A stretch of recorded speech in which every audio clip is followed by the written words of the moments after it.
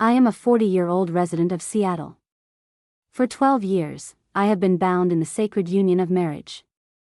My husband, a man of success and a devoted father, always kind, had long ceased to delve into the emotional realm I held within. Within the confines of our relationship, the warmth of love appeared to have been subtly supplanted by the cold precision of financial spreadsheets, the rigidity of meeting schedules, and the pervasive silence that envelopes two individuals who inhabit the same space yet drift apart in their shared existence. My daughter, Olivia, is currently navigating the challenges of 9th grade. She possesses a gentle spirit, a considerate nature, and an unwavering fervor for the craft of writing. Recently, she frequently speaks of her English teacher, her eyes alight with a certain enthusiasm. Mr. Matthew meticulously examines my writing, Mom. He goes beyond mere grammar correction. He inquires about the reasoning behind my choices in writing. I once found joy in her words when she spoke of him, but everything changed the moment I encountered Matthew for the first time at a parent-teacher conference. A man in his late 30s, tall and composed, exuding politeness, with calm blue eyes and a manner of listening that was neither hurried nor judgmental. It left me feeling a touch unsteady. I kept telling myself, he's merely my daughter's teacher. Yet, in that precise instant, I understood it had been an eternity since I had responded to a look like that. I occasionally visit the school, particularly during special parent evenings. Matthew greets me with a soft smile, his eyes conveying the perfect blend of warmth and formality. And yet, there was an undeniable quality in his gaze that held me captive, rendering me unable to turn away. There was a moment when I found myself arriving later than intended. The conference was drawing to a close. The corridor had fallen into silence. As Matthew emerged from the classroom, he halted in his tracks upon catching sight of me. I was under the impression you wouldn't be here this evening. He remarked that I had no intentions of planning to. I responded, taken aback by the sincerity that resonated in my voice. She penned in her journal a desire for me to read the poem she submitted to your class. He offered a slight nod, a gentle smile gracing his lips. Olivia's writing is infused with deep emotion. Children who express themselves in such a manner often have absorbed the art of listening from a significant figure in their lives. I offered a subtle smile before turning away, as though attempting to conceal the tumultuous feeling swelling within me. Not due to the praise, but because, for the first time in what feels like an eternity, I experienced the rare sensation of being recognized not as a mother, not as a wife, but simply as my true self. The city of Seattle was on the cusp of its rainy season. The afternoons were growing increasingly gray, a relentless presence. The rain cast an additional veil of tranquility over the already subdued cadence of my home, a sanctuary where my husband typically arrived after 8 in the evening, hastily consuming his meal before once more immersing himself in his laptop at the kitchen table. On that particular day, I set out to collect Olivia, as she was occupied with a late debate club meeting. I made my entrance ahead of schedule. The corridors of the school lay silent and deserted.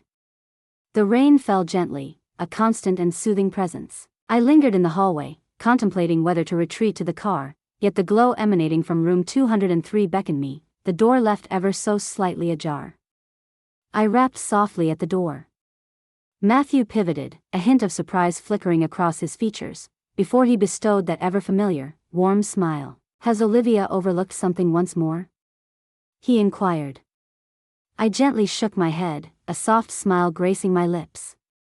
"She remains engrossed in her club meeting. I find myself in a state of anticipation." He inclined his head toward the interior of the classroom. "Step inside. The air outside is biting and frigid." I entered the room. The classroom embraced a sudden warmth, as the gentle amber light cascaded over the desks, illuminating the lines of poetry that lingered on the board. Matthew sat at his desk, meticulously grading papers. I surveyed a meticulously annotated essay, adorned with precise red ink and orderly notes gracing the margins. Teaching has always struck me as the epitome of patience in the professional realm, I remarked, my fingers gently grazing the surface of the desk. He offered a gentle smile and placed his pen aside. "It transcends mere patience. It's a quest to uncover the true essence of a person, hidden beneath the layers of their written expression." That sentence, though straightforward, managed to awaken something I had long concealed within. We conversed no longer as parent and teacher, but as two mature individuals, two souls who had weathered the storms of loss, who had maintained a distance for far too long in relationships that once appeared unshakable. Matthew revealed that he had experienced a divorce, a time during which he found himself unable to complete even a single book, as if a part of him had withered emotionally. I paid attention. I refrained from interrupting. I refrained from asking questions, for I understood that genuine emotions seldom require elucidation. As I rose to depart, Matthew approached, quietly lifted the coat I had carelessly left on the chair, and draped it around my shoulders, all without uttering a single word. In that instant, a gentle caress of fabric grazed my skin, and I sensed a profound change stirring within me. A subtle shift had commenced, neither boisterous nor erroneous, merely a gentle, hushed resurgence. After receiving a brief message from Matthew, I found myself back at the school one late afternoon. If you have a moment, I would love to deliver Olivia's paper to you in person. I have a few observations to share, unrelated to a student. The rain fell gently from the sky. The air was thick with the scent of rain as the trees swayed gently outside. Room 203 glowed softly in the dim light of the long hallway. He stood there in solitude, propped against the edge of the teacher's desk, clutching a stack of papers. As I crossed the threshold, the door gently clicked shut, and the symphony of rain, the gentle cadence of breath, and the irregular pulse of my own heartbeat enveloped the room.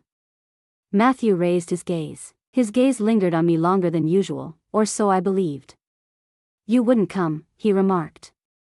I eased my pace, my voice soft yet sincere. I shared the same sentiment, yet I was reluctant to part with the emotions that enveloped me that day. With an air of incompleteness, he placed the stack of papers upon the desk. I understand this may tread into delicate territory, yet I feel compelled to express it, or I will carry the weight of regret. My gaze locked onto him. Do you really believe I haven't experienced it as well? The distance that once felt insurmountable had dwindled to a single step. With the absence of students, the classroom stands empty, and the roles we once played fade away, revealing the emotions that have been bubbling beneath the surface. Once again, Matthew lifted his hand. He pressed on without hesitation. Just the other day, his fingers grazed my cheek, then glided softly down my neck, tender yet undeniably assured. Can you fathom the time that has passed since I experienced such profound feelings for another? His voice was a hushed whisper, as though it were holding back a tempest yearning to escape. I chose not to respond. I gently shut my eyes, surrendering to the sensation of that initial touch, embracing it without hesitation. He leaned in, and our lips connected, transforming a mere brush into something profound. It was a genuine kiss, languorous and intoxicating, as though he were mapping every quiver of my being, discovering me with each heartbeat. I remained steadfast. In contrast, I discovered a sense of warmth as I welcomed him, an embrace that pulled him nearer, my hand gently encircling his neck. All the doubts that once restrained me faded softly into the shadows, paving the way for the vibrant energy that surged ahead. We lingered, yet remained together, our foreheads touched, the weight of our breaths mingling in the charged air between us. His eyes were shut, yet I perceived it nonetheless, a glimmer of trepidation entwined with desire, the dread of forfeiting respect should we venture too far. My voice emerged softly, barely a whisper. Should we continue down this path, we may find ourselves with no return in sight. Matthew offered a subtle nod. However, perhaps we would also relinquish the opportunity to discover whether this existence was ever genuinely worth embracing. Another caress. Yet, on this occasion, it was a purposeful halt. A serene hush enveloped them, akin to a tacit understanding shared between two adults who had connected beyond mere physicality, reaching into the profound depths of their uncharted souls. I arrived home later than I typically do. The rain continued to descend, gentle and unwavering. The kitchen light cast a warm glow, illuminating my husband as he sat at the dining table, bent over a printed manuscript. He lifted his gaze at the sound of the door opening. Have you had something to eat? I inclined my head ever so slightly. Indeed. At school, Olivia attended a gathering of her club. I lingered for her arrival before returning. He acknowledged with a nod, then redirected his attention to the papers before him. A habitual motion, something so familiar, and yet this evening that very normalcy lodged itself in my throat. Ascending the stairs, I slipped into a new outfit and refreshed my face. As I gazed into the mirror, the reflection revealed a woman I scarcely recognized. That skin had been touched by a gaze both foreign and achingly known. Those lips quivered from a kiss that defied reason, yet felt so genuine it reignited my very essence. I settled onto the bed, enveloped by the gentle glow of the bedside lamp, my thoughts a complete void. It wasn't out of a desire to betray trust. Never did I envision myself as one who would traverse that boundary, yet in Matthew's caress, in the depth of his gaze as he confessed it had been ages since he felt anything profoundly, I recognized the essence of that woman within me, the one who once held the conviction that a tranquil home, a devoted husband, and a well-mannered child sufficed. Yet, perhaps I was mistaken, for the sensation of being acknowledged, of being genuinely moved, is an experience that cannot be substituted by mere stability or obligation. This family remains dear to my heart. My affection for my husband remains constant and serene, akin to a cup of lukewarm tea enjoyed each evening. Yet, I cannot refute it. A deep sense of emotion washed over me, and it was undeniably genuine. That night, I remained silent. I chose not to disclose. I chose not to reveal my truth, yet I did not refute it either. I found myself lying next to the man who had shared my life for more than 15 years, a profound emptiness within me awakened by another, a void I believed I had come to accept. Yet now, it pulsates with life, yearning to be embraced, and I can no longer feign indifference to the emotions that stir within me. This narrative is not shared in pursuit of sympathy, nor to rationalize any actions taken.